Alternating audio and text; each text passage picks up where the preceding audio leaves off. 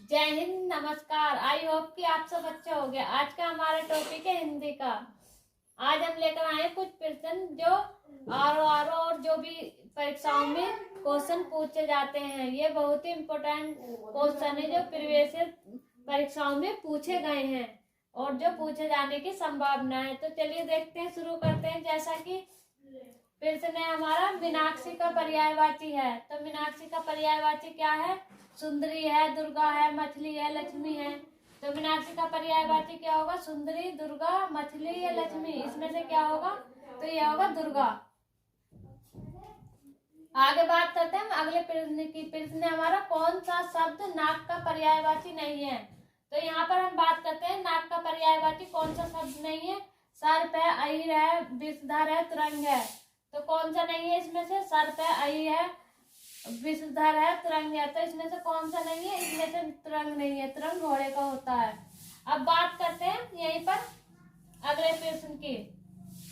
अगला प्रश्न हमारा कहता है कि कौन सा शब्द दैत्य का पर्यायवाची नहीं है? तो कौन सा शब्द हमारा दैत्य का पर्यायवाची नहीं है? रक्षक है, दानव है, भूसर है, निशाचर है। तो इसमें से क्या हो जाएगा हमारा? दैत्य का पर्यायवाची रक्षक है, दानव है, भूसर है, निशाचर। तो क्या कहेंगे हम इसमें? भूसर नहीं है। आगे बात करते हैं अगले प्रश्न की। अगला प्रश्न है हमारा, रुख का पर्यायवाची शब्द है। तो रुख का पर्यायवाची शब्द है बिटप है, पिरसुन है, तड़का है, हरेब है। तो इसमें से क्या हो जाएगा? बिटप, पिरसुन, तड़का या हरेब। तो इसमें है हमारा बिटप, रुख का पर्यायवाची शब्द है। अब आगे बात करते हैं हम, कौन सा शब्द ब्रह्मा का पर्यायवाची नहीं है? तो कौन सा शब्द ब्रह्मा का पर्यायवाची नहीं है? देखते हैं। कमल सायन है, चतुरायन है, चतुर्मुख है, चतुर्भुज है। तो इसमें से कौन सा पर्यायवाची ब्रह्मा का नहीं है? तो इसमें चतुर्भुज नहीं है। आगे बात करते हैं अगले प्रश्न पर, कौन सा शब्द भ्रमर का पर्यायवाची है? तो कौन सा शब्द भ्रमर का पर्यायवाची है? सलभ है, चतुरिक है, शिलामुख है, मलिंद है। तो कौन सा है इसमें हमारा?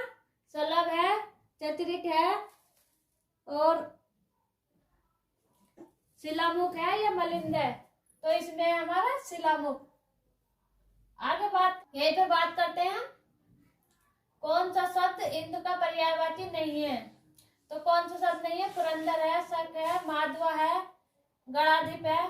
तो कौन सा नहीं है यहाँ पर इंद्र का पर्यायवाची? गणाधिप। आगे बात करते हैं प्रश्न 8 की। हिरण्य गर्भ का पर्यायवाची है। तो हिरण्य गर्भ का पर्यायवाची है विष्णु है, ब्रह्मा है, महेश है, गणेश है। क्या है? ब्रह्मा है, विष्णु है, महेश है, गणेश है। तो इसमें क्या हो जाएगा? ब्रह्मा। आगे बात करते हैं अगले प्रश्न की। कौन सा शब्द दास का पर्यायवाची नहीं है?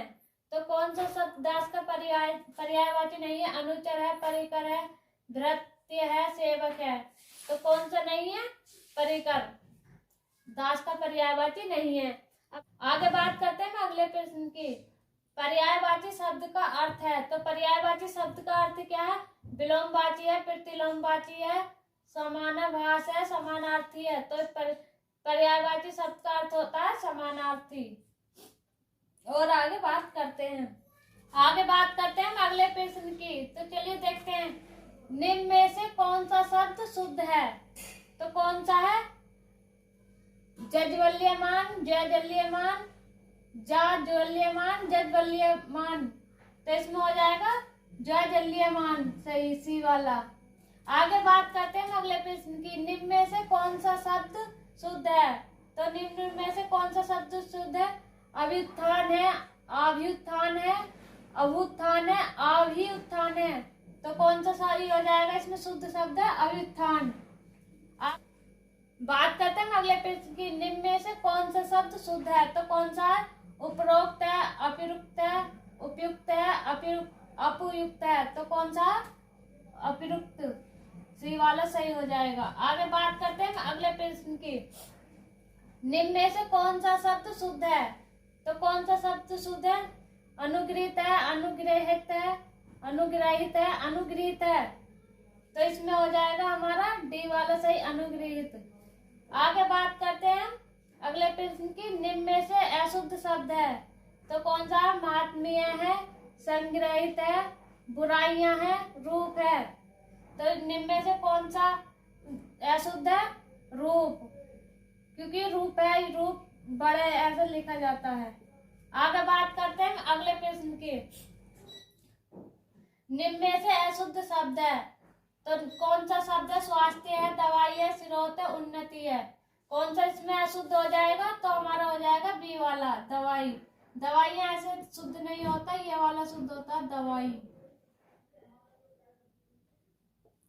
दवाइयां। आगे बात करते हैं अगले प्रश्न की। निम्न में से अशुद्ध शब्द है तो अशुद्ध शब्द कौन सा? रचयिता है, द्रष्टव्य है, अनुग्रहित है, वधु है। तो इसमें अशुद्ध कौन सा हो जाएगा? हमारा हो जाएगा वधु। वधु ऐसे नहीं, ऐसे लिखा जाता है।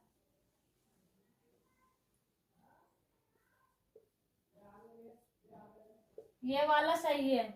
आगे बात करते हैं अगले प्रश्न की। निम्न में से अशुद्ध शब्द है तो निम्न में से अशुद्ध शब्द कौन सा है? देखते हैं। सदुपदेश है, तदुपरांत है, पूर्णावलोकन है, उपलक्ष्य है। तो इसमें हो जाएगा हमारा सी वाला गलत, पूर्णावलोकन। पूर्णावलोकन नहीं होता, पूर्ण अवलोकन होता है। आगे बात करते हैं निम्न में से कौन सा शुद्ध शब्द है? तो निम्न में से कौन सा शुद्ध शब्द है? देखिए, अंताक्षरी है, अंत्याक्षरी है, अंताक्षरी है, अंताक्षरी है।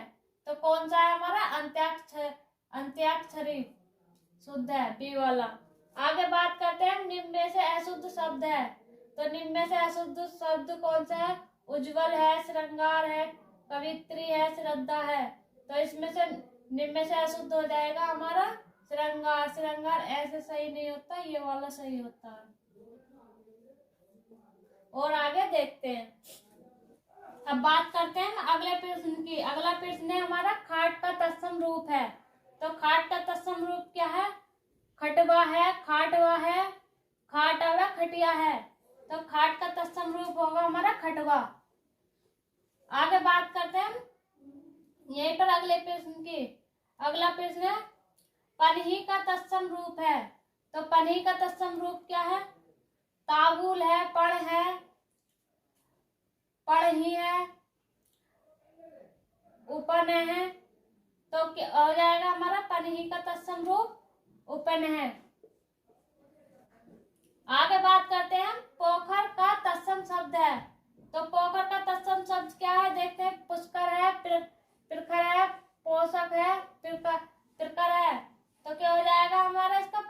पोखर का तत्सम पुष्कर। अब बात करते हैं अगले प्रश्न की। दाहिना का तत्सम रूप है। तो दाहिना का तत्सम रूप क्या है? दक्षिणीय है, दक्षिण है, दक्षिण है, दाया है। तो दाहिना का तत्सम रूप हो जाएगा दक्षिण।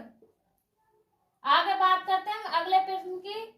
सुई का तत्सम रूप है। तो सुई का तत्सम रूप क्या है?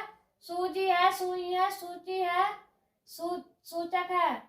तो सुई का तत्सम रूप क्या हो जाएगा? सूची। आगे बात करते हैं अगले प्रश्न पर।